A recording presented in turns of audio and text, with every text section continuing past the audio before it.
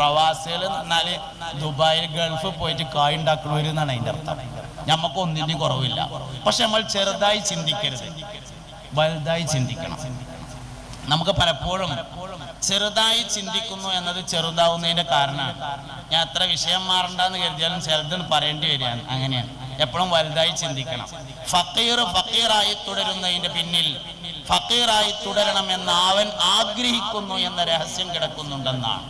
രോഗിയായി തുടരുന്നതിന്റെ പിന്നിൽ രോഗത്തിൽ അഭിമാനം കണ്ടെത്തുന്നു എന്ന രഹസ്യം കിടപ്പുണ്ട്. നിങ്ങൾക്ക് മനസ്സിലായോ എന്ന് എനിക്കറിയില്ല കേട്ടോ. അതായത് രോഗിയായി തുടരുന്നതിന്റെ പിന്നിൽ രോഗത്തിൽ അഭിമാനം കാണുന്നു എന്ന രഹസ്യമുണ്ട്. അതാണ് ഒന്നാമത്തെ കാര്യം. ഞാനൊരിക്കൽ കോഴിക്കോട് നിന്ന് പാലക്കാട് അപ്പുറം കൊയിഞ്ഞാമ്പാറ എന്ന് പറഞ്ഞ സ്ഥലത്തേക്ക് ഒരു പരിപാടിക്ക് വേണ്ടി പോവുകയാണ്. അപ്പൊ ഒലവക്കോട് കഴിഞ്ഞിട്ട് അവിടെ ഒരു സ്ഥലത്ത് പള്ളിയിൽ ളുഹുറും അസറും കൂടി ജമ്മാക്കി നിസ്കരിക്കാൻ വേണ്ടി അസറിന്റെ വക്തിൽ കയറി, ജമാഅത്ത് കഴിഞ്ഞിട്ട് കയറി.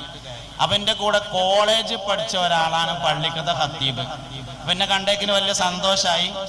അങ്ങനെ നിസ്കാരം കഴിഞ്ഞേക്കിന് തൊട്ടടുത്തുള്ള ബേക്കറിയിൽ നിന്ന് ഒരു ചായയും നെയ്യപ്പും കൊടുന്നു. അങ്ങനെ ഞങ്ങൾ രണ്ടാളും കൂടി അതിങ്ങനെ കുടിക്കണേന്റെ ഇടയിൽ പ്രായമായ ഒരാൾ അങ്ങോട്ട് കയറി വന്നു. അപ്പൊ പള്ളിക്കത്തെ ഉസ്താദ് പറഞ്ഞു, ഞങ്ങളെ മഹലിന്റെ വൈസ് പ്രസിഡന്റ് എന്നാണോ ജോയിന്റ് സെക്രട്ടറി എന്നാണോ പറഞ്ഞതെന്ന് എനിക്ക് ഓർമ്മയില്ല, മഹലിന്റെ വൈസ് പ്രസിഡന്റ് ആണ് വന്നത്. ഇവിടുത്തെ എല്ലാ ദീനി കാര്യങ്ങൾക്കും നന്നായി സഹായിക്കുന്ന ഒരാളാണ്. അയാൾക്കൊരു ബൈപ്പാസ് കഴിഞ്ഞ ആളാണ്, നിങ്ങൾ ദ്വാരക്കണം എന്ന് പറഞ്ഞപ്പോൾ മൂപ്പര് പറഞ്ഞു, ഒരു ബൈപ്പാസോ 2 ബൈപ്പാസ് കഴിഞ്ഞിട്ടുണ്ട് എന്ന് പറഞ്ഞു, വല്ല ആന ഉണ്ട് എന്ന് പറയും പോലെ. എന്താ ഞാൻ പറഞ്ഞത്? രോഗിയായി തുടരുന്നതിന്റെ പിന്നിൽ രോഗത്തിൽ അഭിമാനം കാണുന്നു എന്ന രഹസ്യം കിടപ്പുണ്ട്. ഇത് നിങ്ങൾക്ക് മനസ്സിലായ അന്നത്തെ ക്ലാസ് മുതലാവട്ടോ.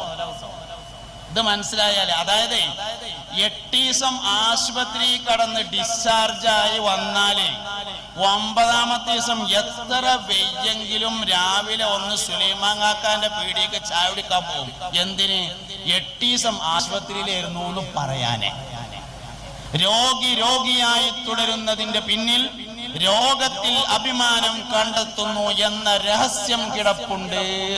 കല്യാണ നിശ്ചയത്തിന് എല്ലാരും കൂടി ഇങ്ങനെ വന്നിരിക്കുമ്പോഴേ ഒന്ന് മധുരമില്ലാത്ത ചായ എടുത്തോളി എന്ന് പറഞ്ഞ കേട്ടാ തോന്നും ഇതേതാ യൂണിവേഴ്സിറ്റിയിൽ നിന്ന് കിട്ടിയ സർട്ടിഫിക്കറ്റ് ആണ് എന്ന്.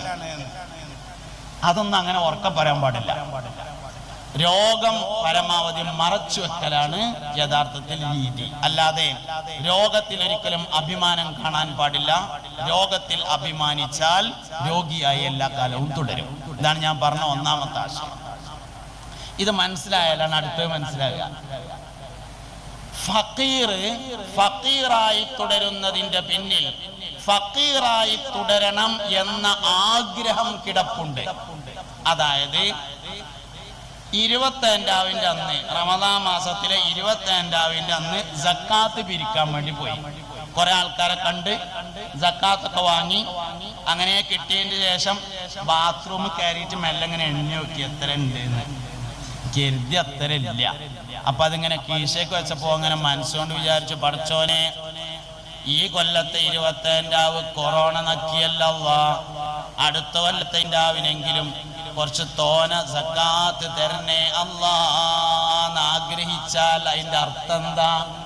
അടുത്ത കൊല്ലത്തെ 25ാവിനും ഇന്ന തെണ്ടിയാക്കണേ എന്നല്ലേ അതിന്റെ അർത്ഥം. ഫക്കീറായി തുടരുന്നതിന്റെ പിന്നിൽ ഫക്കീറായി തുടരാൻ അവൻ ആഗ്രഹിക്കുന്നു എന്ന രഹസ്യം കിടപ്പുണ്ട്.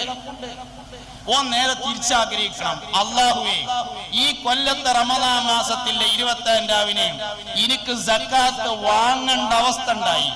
അടുത്ത കൊല്ലത്തെ 25ാവിനെങ്കിലും കുറച്ച് സക്കാത്ത് കൊടുക്കാനുള്ള അവസരം എനിക്ക് തരണേ റബ്ബേ എന്ന് ചോദിച്ചാല് ആടാ ഈ അതിനാത്രൊക്കെ ആയോ എന്ന് പടച്ചോൻ ചോദിക്കൂല.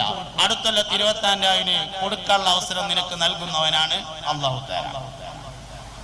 ഇത് വളരെ പ്രധാനപ്പെട്ട ഒരു രഹസ്യമാണ്. ഏത് വർഷത്തെ അവസാനത്തെ വെള്ളിയാഴ്ചയാണോ എനിക്ക് സക്കാത്ത് നൽകാതിരിക്കലാണ് എനിക്ക് ഇഷ്ടം എന്ന് പ്രസംഗിച്ചിട്ടുള്ളത്, ആ ചെറിയ പെരുന്നാൾ കഴിഞ്ഞിട്ടാണ് ആദ്യമായി കാറ് വാങ്ങിയിട്ടുള്ളത്. ഇത് വളരെ പ്രധാനപ്പെട്ട ഒരു രഹസ്യമാണ്. അതുകൊണ്ട് ഒരിക്കലും നമ്മൾ ദരിദ്രരാവാൻ ആഗ്രഹിക്കാൻ പാടില്ല.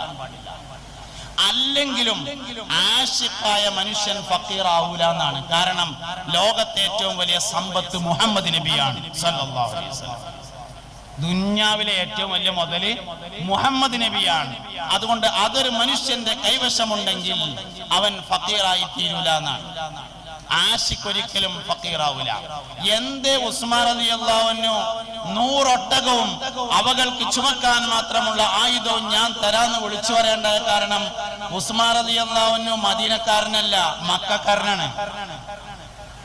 സയ്യിദുനാ ഉസ്മാൻ ഇബ്നു അഫ്ഫാൻ റളിയല്ലാഹു അൻഹു മദീനക്കാരനല്ല, മക്കയിൽ നിന്ന് 2 കയ്യും വീശി മദീനയിലേക്ക് ഹിജറ പോയ മുഹാജിറാൻ. മുത്തുനബി സല്ലല്ലാഹു അലൈഹി വസല്ലമ തങ്ങളെ യുദ്ധത്തിന് പോകാൻ വേണ്ടി ഫണ്ട് പിരിക്കാൻ വഅദ് പറയുകയാണ്. ഉസ്മാൻ റളിയല്ലാഹു അൻഹു എഴുന്നേറ്റ് നിന്ന് പറഞ്ഞു, അല്ലാഹുവിന്റെ റസൂലേ, 100 ഒട്ടകങ്ങളും അവകൾക്ക് ചുമക്കാൻ മാത്രമുള്ള ആയുധങ്ങളും എന്റെ വക തരാം നബിയേ എന്ന് പറഞ്ഞു. ഈ 100 ഒട്ടകം ഉണ്ടല്ലോ, 100 ഒട്ടകം അന്നത്തെ വലിയ സംഖ്യയാണ്. എല്ലാ കാലത്തെയും സംഖ്യ ഒരേ മാതിരിയല്ല. ഇപ്പൊ ഈ കൂട്ടത്തിലൊക്കെ വയസ്സായ പലരും 100ന്റെ നോട്ട് കാണാൻ ആഗ്രഹിച്ചവരുണ്ടായിരിക്കും. ഞാൻ സ്കൂൾക്ക് പോയി നന്നേ ഒരു ലോട്ടറി വിൽക്കുന്ന ആള്, ഒരു ലോട്ടറി കച്ചവടക്കാരൻ അനൗൺസ് ചെയ്ത് കേട്ടത് ഓർമ്മയുണ്ട്. ഒരു ലോട്ടറി കച്ചവടക്കാരൻ സൈക്കിളും അങ്ങനെ ചെറിയൊരു മൈക്കൊക്കെ വെച്ചിട്ട് അന്ന് അങ്ങനെയാണ് അനൗൺസ് ചെയ്യാണ്, 2 റുപ്യ മുടക്കിയാല് ലക്ഷക്കണക്കിന് രൂപ നാളെ നിങ്ങൾക്കാണ് എന്നൊക്കെ പറഞ്ഞിട്ട് ഞമ്മക്ക് കിട്ടാന്നൊക്കെ തോന്നും. അങ്ങനെ തോന്നിയിട്ട് അവസാനം പറയാണ്, 1,00,000 രൂപയും ഒരു മാരുതി കാറും നാളെ നിങ്ങൾക്കാണ്. ജീവിതകാലം മുഴുവൻ അടിച്ച് പൊളിച്ച് ചെലവഴിച്ചാലും തീരാത്ത 1,00,000 രൂപയും മാരുതി കാറും നാളെ നിങ്ങൾക്കാണ്. ജീവിതകാലം മുഴുവൻ അടിച്ച് പൊളിച്ച് ചെലവഴിച്ചാലും തീരാത്ത 1,00,000 റുപ്യ ഇന്ന് മൊബൈൽ ഫോൺ വാങ്ങണമെങ്കിൽ 1,00,000 തികയിലായിക്കൂടെ, കുറച്ചുകൂടി കൂട്ടണം. എന്താ സംഭവം? അന്നത്തെ വലിയ സംഖ്യയാണ് 1,00,000. അവിടുന്നാണ്ട് 1400 കൊല്ലം ബാക്ക് പിടിച്ചാൽ അന്നത്തെ വലിയ സംഖ്യയാണ് 100. അതാണ് 100 ഒട്ടകം ഞാൻ തരാന്ന് പറഞ്ഞിട്ട് നമുക്ക് തോന്നും ഉസ്മാൻ റളിയല്ലാഹു അൻഹുവിന്റെ വാപ്പാക്ക് പുതിയ ഹൈബ വരുന്നതിന്റെ വക്കത്ത് കുറച്ച് തോന സ്ഥലം ഉണ്ടായിട്ട് വിറ്റതൈക്കാരം. ഉസ്മാൻ റളിയല്ലാഹു അൻഹു ഊരമ്മ 2 കാല് മാത്രം വെച്ചിട്ടിട്ട് മക്കയിൽ നിന്ന് മദീനയിലേക്ക് നടന്നുപോയ മുഹാജിറാണ്. പിന്നെന്തേ കൊടുക്കാൻ മാത്രം ഉണ്ടായി? ആശിഖായ മനുഷ്യൻ ഫക്കീറാവൂല എന്നുള്ളതാണ് കാരണം. ആശിഖായ കാരണം എന്തേ? ദുന്യാവിലെ ഏറ്റവും വലിയ സമ്പത്ത് മുഹമ്മദ് നബിയാണ് സല്ലല്ലാഹു അലൈഹി വസല്ലം. ഈ സത്യത്തെ നമ്മളെല്ലാവരും മനസ്സിലാക്കുക എന്നുള്ളത് പ്രധാനപ്പെട്ട വിഷയമാണ്. അതുകൊണ്ട് മുഅ്മിനീങ്ങളെ, നമ്മളെ സൽമാൻ ഫാരിസി റളിയല്ലാഹു അൻഹു 3ാമത്തെ അടയാളം തെരഞ്ഞിട്ട് കണ്ടില്ല. അവസാനം ഒരു സ്വഹാബി മരണപ്പെട്ടു.